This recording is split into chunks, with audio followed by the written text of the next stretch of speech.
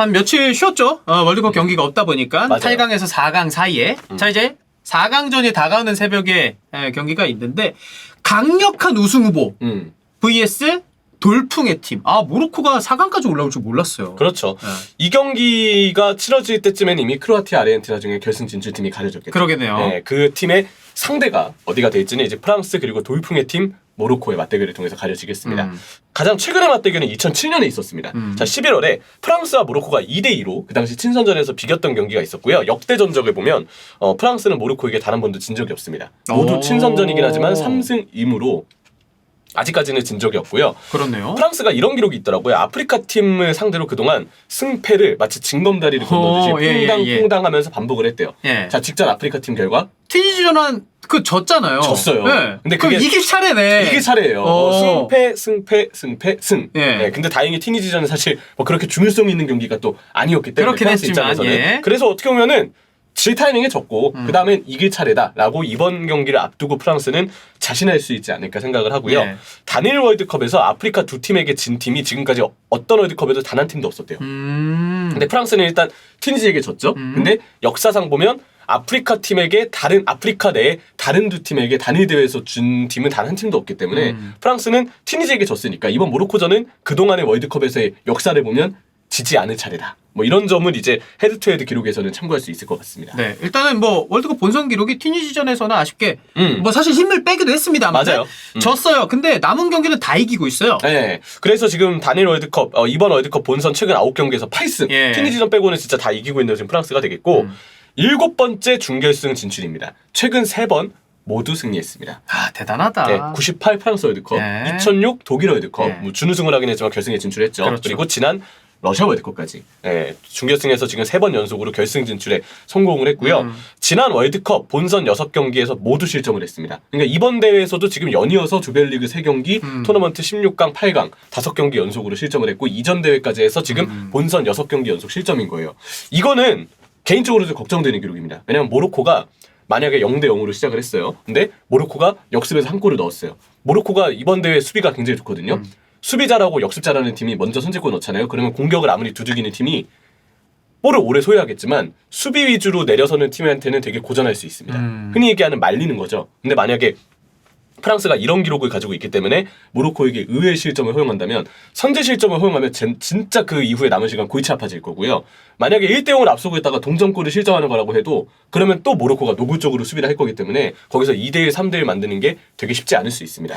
사실 경기 예상이 이제 저희가 이거 다 다루고 해야 됩니다만은 형철이 말한 대로 지금 프랑스가 우파메카노랑 테오 쪽이 굉장히 헐거워 수비가. 맞아요. 왜냐면 테오도 공격적으로 올라가기 때문에 그럴 때 이제 뭐 라비오가 측면 커버를 해주면 좋겠지만 라비오도 공격 가담을 하면서 약간 왼쪽 뒷공간이 벌어지거나 노출될 때가 좀 있어요. 그걸 이제 모로코가 지엘씨의 전환, 뭐 하키미의 어떤 돌파 이런 부분을 통해서도 공략을 한다면 정말 한방 모르거든요. 그런 부분들 때문에 프랑스가 하필 이러한 실점과 관련된 기록을 갖고 있다는 점은 사실 걱정되지 않을 수가 없겠습니다. 자, 데샹 감독이 월드컵 통산 17경기 13승 2무 2패인데요. 이번에 이기면 14승. 네, 월드컵에서는 전설적인 감독이죠. 스콜라리 감독과 승리수 타이를 이룰 수 있습니다. 그렇군요. 네, 참고로 월드컵에서 가장 많이 이긴 감독은 독일 국적의 헬무트 쇤 감독. 헬무트 쇤 감독은 16승을 거뒀고요. 스콜라리는 14승, 그리고 만약에 이번에 데샹이 이긴다면 스콜라리와 동률인 14승이 됩니다. 그러면 데샹도 역대 월드컵 승리수에서 2위 감독이 될 수 있고요. 스콜라리와 함께 2위 감독이 될 수 있고 이후에 이제 월드컵을 지휘하는지 여부에 따라서 헬무트 쇤의 기록을 넘을 수 있을지도 가려지겠죠. 아니 그리고 뭐 만약에 결승전에 진출하게 된다면 2대회 연속 결승 진출이거든요. 그렇죠. 그것도 대단하죠. 갓블레스 유. 네, 감사합니다. 네, 그런 것도 대단하죠. 자, 그리지만 월드컵 최근 8경기, 선발로 나온 최근 8경기에서 3골과 5개의 도움을 기록하고 있어요. 이 8개 공격 포인트 중에 7개가 무려 토너먼트에서 나왔습니다. 그리지만 프랑스 공격 본체입니다. 진짜 본체예요. 공격, 수비, 전체적인 템포, 볼의 순환, 그리즈만 없으면 안 돌아간다고 생각될 정도예요. 그리즈만이 지금 전술의 핵심이라고 생각해요. 4-3-3 내지는 4-2-3-1로 우리가 볼 수 있는 프랑스 전술에서 그리즈만이 수비 공격 다 보면은 진짜 넓게 뛰어다니는 모습을 보여주고 있고요. 올리비에 지루 이번 대회 4골 넣었습니다. 음바페 이번 대회 5골 넣고 있습니다. 자, 이 2명 영혼의 투톱이죠. 그쵸. 근데 흥미로운 기록이 있는데 만약에 지루가 여기서 한 골을 넣잖아요. 그럼 5골이 돼요.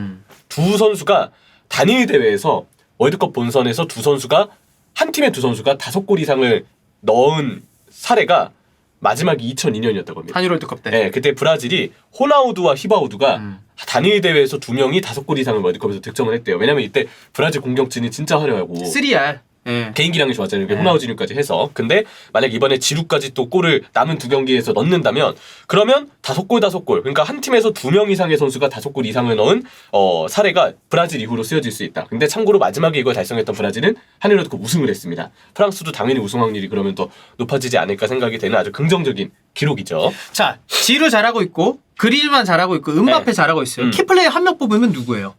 그래도 음바페예요. 네, 킬리안 음바페 꼽았는데 이번 대회 5경기 5골과 2개 도움이잖아요. 그래서 득점 지금 1위고 잉글랜드전에는 음바페가 사실 주역은 아니었습니다. 약간의 미끼 움직임을 가져가는 모습을 보여줬죠.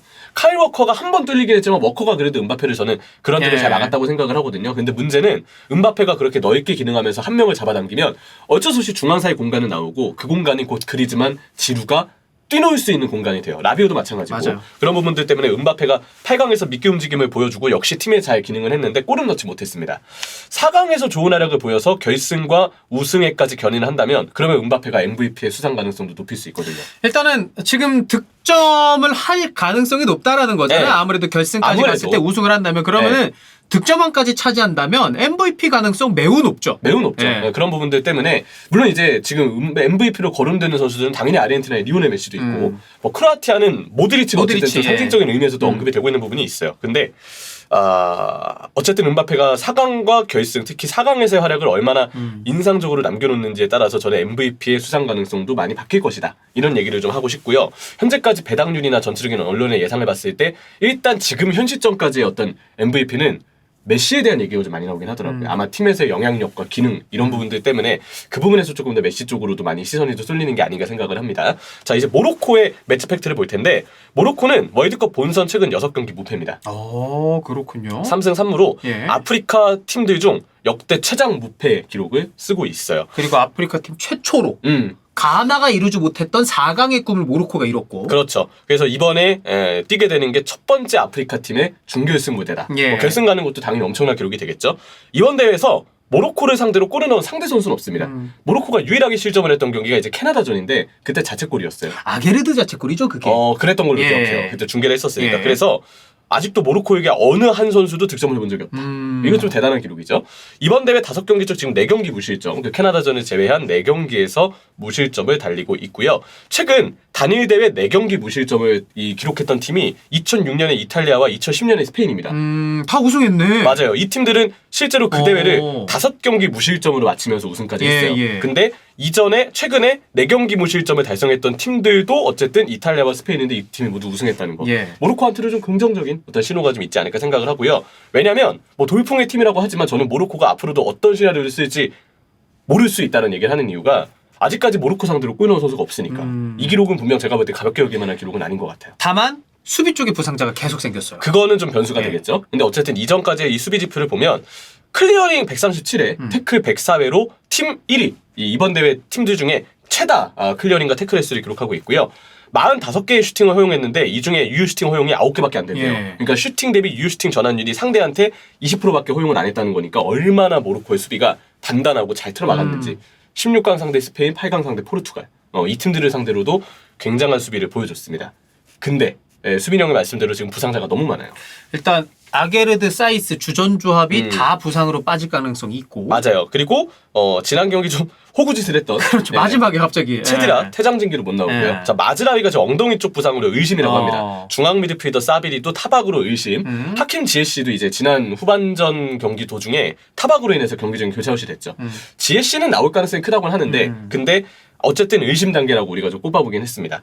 아게르드는 일단 봐야 될 것 같아요. 예. 경기 직전까지 상황이 어떤지 봐야 될 것 같은데 아마 로망 사이스는 햄스트링 부상의 어떤 경중으로 봤을 때 이 경기 출전은 좀 어렵지 않을까 생각이 들고 그렇다면 어쩔 수 없이 4강에서 주전 수비 백포 4명 중에 적어도 한두 명은 이탈자가 발생할 거라는 걸 뜻하기 때문에 모로코 입장에서는 좀 걱정거리라고 봐야 되겠죠. 그래도 분두가 있다라는 건 좀 다행이기도 하고. 그렇죠. 엔네시리가 사실 소속팀에서도 골을 꽤 못 넣어요. 라리가 올 시즌 골이 없어요. 근데 월드컵에서 지금 이번 대회 5경기 2골입니다. 그러니까 지난 경기에서도 득점에 성공을 했고 맞아요. 키플레이어는 그래서 엔네실입니다. 네, 그러니까 엔네시리도 약간 애국자형 공격수에 가까워 보이는 지금까지 인상이고 예.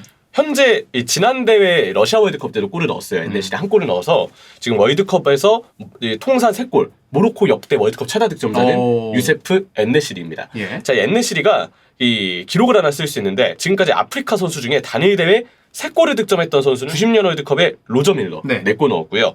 2002 한일 월드컵에 파파 부바 디오프 3골을 넣었고요. 2010년 아사모아 기안 3골을 넣었습니다.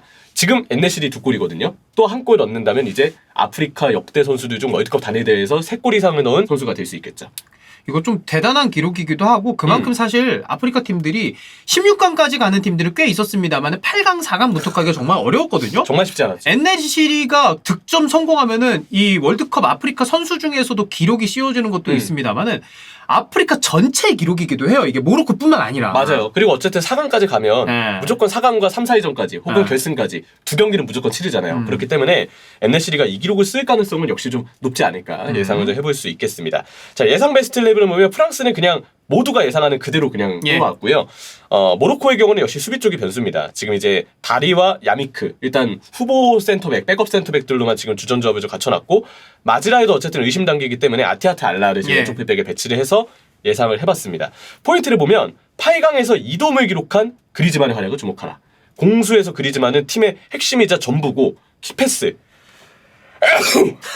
괜찮죠? 아, 아침에 비염 때문에 진짜 힘듭니다. 저는 이제 그 시차랑 다 맞아서 컨디셔닝 많이 괜찮아졌는데 힘들어요 아직. 저는 회복하고 있거든요. 근데 몸이 쌩쌩해도 이거는 항상 와요. 비염 달고 사시는 분들은 항상 그 고민일 거예요. 힘들거든. 코가 커가지고 남들보다 비염이 쉽게 먹는 거 아닙니까? 그럴 수도 있어요. 저 취약한 사이즈가 아니에요. 근데 여러분 코 큰 게 좋아요. 아 그래요? 네. 코만 큰 거 아닙니까? 코만 아니에요. 코도 크고. 아, 그래요? 키만 작고. 키만 작은 걸로 하죠. 키는 알겠습니다. 어쩔 수 없으니까. 자, 키패스. 그런 상황에 그리즈만의 어떤 활약을 아주 거대한 활약을 주목했으면 좋겠고. 자, 모로코의 역습에 근데 주의는 좀 해야 됩니다. 다만 잉글랜드전에도 저는 데시안 감독이 좀 밸런스 있는 운영을 했다고 생각을 해요. 수비할 때 4-4-2 형태로 확실하게 형태를 갖춰놓고 이제 그 데시안 감독이 쿤데를 약간 아래쪽에 고정해서 배치를 해서 약간 상대 역습에 대비하는 모습을 보여줬는데 데시안 감독이 이런 밸런스 있는 운영을 잘하기 때문에 모로코의 역습에 대해서 충분히 대비를 할 것이다. 하지만 기록적으로 보면 이번 대회 전경기 실점입니다. 모로코에게 한 방을 당할 여지는 있다. 당연히 주의가 좀 필요하고요. 음바페, 덴벨레, 테오 쿤데의 측면 공격이 필요합니다. 이걸 왜 꼽았냐면 아무래도 모로코는 중앙으로 컴팩트하게 수비가 좁혀서 서거든요. 그러면 이거를 측면에서 흔들 필요가 좀 있어요. 그렇기 때문에 측면 좌우 전환 빨리 가져가야 되고 뭐 좌우 전환은 역시 그리즈만이 또 기능을 하겠죠. 또 그리즈만의 넓게 움직이는 어떤 형태가 갖춰졌을 때 거기서 측면 쪽에서 연계와 개인 기량들까지 나와줘야 중앙에 밀집되어 있는 모로코의 수비를 측면에서 좀 흔들고 측면에서 상대를 잡아당기면서 공간을 창출할 수 있을 것이다. 저는 그래서 측면 쪽에도 당연히 키가 좀 있다고 생각을 합니다. 자, 그리고 이제 모로코의 포인트를 보면 수비 미드필더의 간격을 좁혀야 돼요. 이전까지 그리즈만이 어디서 활약을 했나요? 상대 수비 미드필더 사이 공간에 넓은 공간에서 공립처럼 이제 기능하면서 굉장히 잘 활약을 했거든요. 근데 이 경기는 그리즈만이 의외로 고전할 가능성도 있습니다. 왜냐면 지금까지 모로코는 수비 미드 간격이 굉장히 컴팩트했거든요. 맞아요. 여기를 한 4명 정도로 그냥 쭉 좁혀서 세우기 때문에 그리즈만이 거기에 갇힐 수 있어요. 갇히거나 아니면 그 공간으로 못 들어가서 다른 공간으로 빠지거나 측면으로 빠지면 측면 공격에 도움은 될 수 있겠죠. 하지만 박스 쪽을 바라보는 거는 생각보다 쉽지 않을 수 있다. 그리고 그 박스 쪽을 바라보는 것조차도 모로코는 협력 수비로 막을 수 있기 때문에 저는 다른 경기들보다 이 경기는 그리즈만이 조금 터지지 않을 가능성도 있다고 생각을 해요. 대신에 예외가 있다면 모로코가 집중하기 전에 아니면 모로코의 체력이 다 떨어졌을 때 그때 순간적으로 벌어지는 공간을 그리즈만이 효율적으로 활용한다면 그러면 이 경기는 생각보다 프랑스가 그리즈만도 쉽게 가져갈 가능성도 있겠습니다. 수비진의 줄부상 때문에 지금 중앙 수비에 비상등이 켜졌고요. 공격진의 개인 능력이 굉장히 중요해요. 부팔의 드리블, 지에시의 전환 능력, 엔네시리의 경합과 연계, 이번 대회만큼은 괜찮은 득점력, 그리고 우나히 선수가 또 드리블이 굉장히 좋잖아요. 여기에 이제 하킴의 폭발력 이런 부분들까지 개인 기량을 좀 밀어보는 것이 중요하지 않을까 싶고 무엇보다 안 되면 야신분으를 믿어라. 괜히 야신이겠습니까? 불가능도 가능으로 만드는 골키퍼. 니바코비치와 부누가 현재까지 이번 대회의 주인공인 것 같거든요. 그렇죠. 어쨌든 부누의 캐릭 능력을 모로코는 믿어봐라. 이 얘기를 하겠습니다.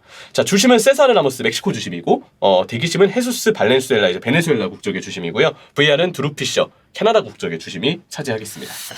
냉정하게 흐름상 정배는 프랑스가 맞아요. 근데 형철이 말대로 모로코의 개인 기량이 좋은 측면 공격수들이 프랑스가 꾸준하게 실점하고 있는 경기 상황에서 실점을 만약 프랑스가 먼저 하게 된다면 이 경기는 좀 오리무중으로 갈 수 있긴 하다. 초반 분위기가 좀 중요하지 않을까. 모로코는 근데 그리고 또 체력적으로도 걱정되는 부분이 있는데 이걸 이제 잘 후반전을 대비해서 미리 갖춰놓는 것이 중요하겠죠. 네. 결승전에 진짜 누가 올라가게 될지 어찌됐든 뭐 프랑스가 올라가든 모로코가 올라가든 크로아티아, 아르헨티나 다 결승에 올라가면은 다들 시나리오가 제대로 그려지고 있는 거잖아요. 그렇죠. 네. 예.